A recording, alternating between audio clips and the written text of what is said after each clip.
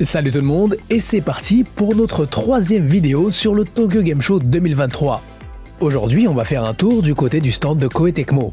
Un bien joli stand exposant aussi principalement de grosses licences, avec du Fate, de l'Atelier, du Sangokushi ou Romance of the Three Kingdoms, et du Nobunaga no Yabo, connu hors du Japon sous le nom de Nobunaga's Ambition.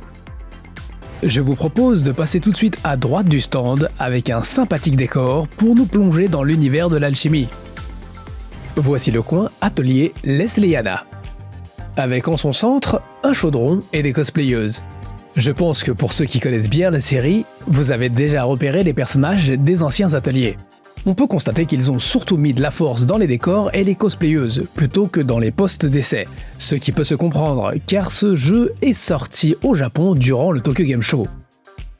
Atelier Lesliana est un free-to-play disponible pour iOS et Android. L'héroïne de ce titre est Lesna, une apprentie alchimiste qui a un peu tendance à mettre trop d'enthousiasme dans cette science.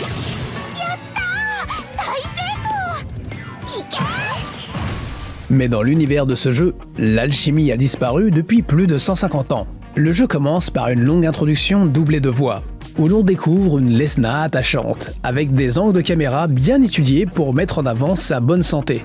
Et cela ne se limite pas à Lesna, mais bon, c'est ce qui fait un peu le charme de cette série pour certains, surtout depuis les Liza. En parlant de Liza, Lesna va très vite la rencontrer, ainsi que d'autres alchimistes de la série, incluant même Marie, du tout premier épisode sorti sur PS1. Il y a un autre personnage important, Valeria, à découvrir en progressant dans le jeu.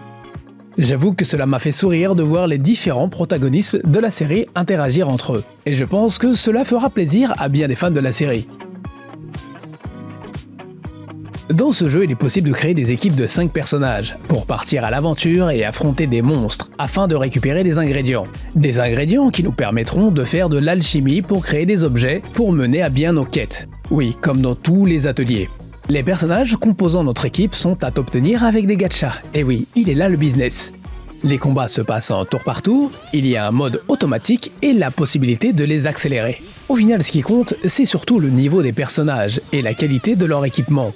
Des équipements que l'on pourra fabriquer avec des recettes que l'on obtient en progressant dans le jeu. En fonction des ingrédients, mais aussi des personnages qui fabriquent l'objet, différentes propriétés sont ajoutées, comme augmenter la résistance à la magie ou donner plus de vie. Il y a aussi les cartes Memoria, qui une fois équipées permettent d'augmenter l'ensemble des caractéristiques des personnages. Il est possible d'augmenter le niveau de ces cartes pour les renforcer. Et pour obtenir ces cartes, il faudra passer par les gachas. Il y a des quêtes, principalement les quêtes donjons, qui nous permettent d'explorer des zones afin d'obtenir des ingrédients. D'autres quêtes nous donneront la possibilité de nous balader en ville pour obtenir des informations. De ce que j'ai pu essayer, dans ces phases, on se déplace fondamentalement sur un plan, à la 2.5D. Je vais m'arrêter là pour la présentation du système de jeu afin d'éviter de rentrer dans les détails. Cet épisode semble être soigneusement réalisé, avec le premier chapitre du scénario principal entièrement doublé. J'avoue m'être pris au jeu. Cela fait un peu animé à la Nichijou avec principalement des filles kawaii. Bon, si vous n'êtes pas du genre à écouter des dialogues, cela risque de vous saouler. Après, il est évident que ce jeu s'adresse aux fans de la série, et surtout à ceux qui s'attachent aux personnages. Si vous avez une machine puissante, vous pourrez profiter de meilleurs graphismes et monter jusqu'à 60 fps. D'ailleurs, petite précision, le portable que j'ai utilisé pour faire les captures date un peu, ne me permettant pas de mettre tout à fond. Mais bon, c'est quand même joli. Et de toute façon, Atelier Lesliana sortira aussi sur PC via Steam, une sortie prévue pour janvier 2024 au Japon. Et il sera possible de poursuivre nos parties entre les différents appareils. Maintenant, il serait temps qu'il nous fasse une annonce pour le marché international. Je pense y jouer de temps à autre pour suivre les aventures de Lesna, mais fondamentalement cela reste un jeu mobile, ne proposant pas de vrai gameplay avec une exploration limitée dans les zones où l'on peut se déplacer. Et surtout, cela prend du temps pour progresser si on ne met pas la main au porte-monnaie.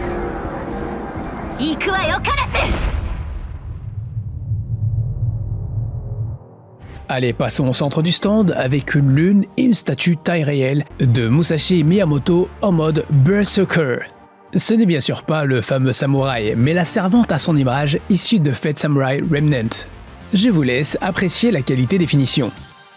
Ici, on pouvait se prendre en photo avec Yamato Takeru à gauche et Miyamoto Iori à droite. Les deux personnages principaux du nouveau jeu de Koei Tecmo en collaboration avec Type Moon. Fate Samurai Remnant est de loin le jeu le plus mis en avant sur le stand. Il suffit de voir le nombre de postes pour jouer à la démo. 25 postes PS5 et 25 postes Switch, rien que ça. Le tout bordé de belles illustrations. Je me demande toujours que deviennent ces décorations après les salons. Fate Samurai Remnant est un action RPG qui nous plonge dans un Japon à l'époque d'Edo. Koei Tecmo est connu pour ses jeux de type Dynasty Warriors en collaboration avec d'autres licences. Pour rappel, les Dynasty Warriors, ce sont des hack and slash où l'on affronte un grand nombre d'ennemis en même temps. Ce jeu a aussi la fibre Dynasty Warrior dans le gameplay, avec des subtilités qui demandent un peu plus de maîtrise. L'objectif n'était pas de faire un simple Dynasty Warrior-like, mais un jeu qui respecte l'univers de Fate avec un scénario et des personnages travaillés. Donc les dialogues et l'histoire sont des éléments importants du jeu. Au début, on contrôle Miyamoto Iori, un jeune samouraï, fils adoptif et disciple de Miyamoto Musashi.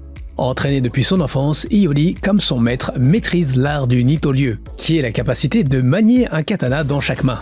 Il peut utiliser différents katas basés sur des éléments comme le vent ou la terre, lui permettant de changer sa façon de se battre, et se servir de gemmes pour lancer des sorts de magie. Il sera de type cyber, Yamato Takeru, qui se battra à ses côtés, et que l'on pourra aussi contrôler. D'autres servantes seront disponibles en progressant dans le jeu.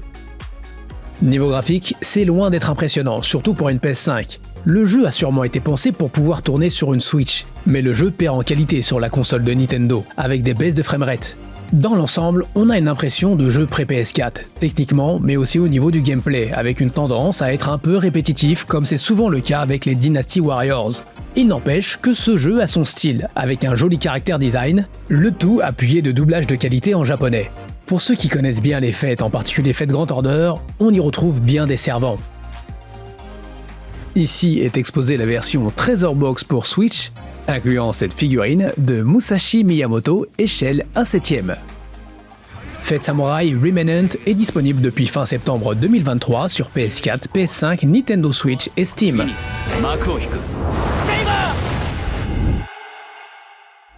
On continue notre visite pour aller à l'arrière du stand où étaient présentées les dernières versions des jeux de stratégie qui ont fait le succès de Koei, Remnants of the Three Kingdoms et Nobunaga's Ambition. On remarquera l'arrivée d'un remake de Remnants of the Three Kingdoms 8, sorti à l'origine sur PC en 2001, puis sortira aussi sur PS2 et PSP. Ce jeu a eu du succès grâce entre autres à son scénario et son système. Et ce remake est une refonte du jeu graphiquement mais aussi du système avec une amélioration du tempo des phases de combat, un des points faibles de la version originale. Remnants of the Three Kingdoms 8 Remake devrait sortir pour début 2024. Ici, il donnait des goodies à ceux qui avaient installé des jeux Koei Tecmo comme Nobunaga's Ambition. Et enfin un point photo avec une armure issue de Nobunaga no Yabo Shitsujin. C'est fini pour le tour du stand de Koei Tecmo. Merci d'avoir regardé la vidéo jusqu'au bout, en espérant que ça vous a plu. Et à bientôt j'espère. Soredewa sayonara.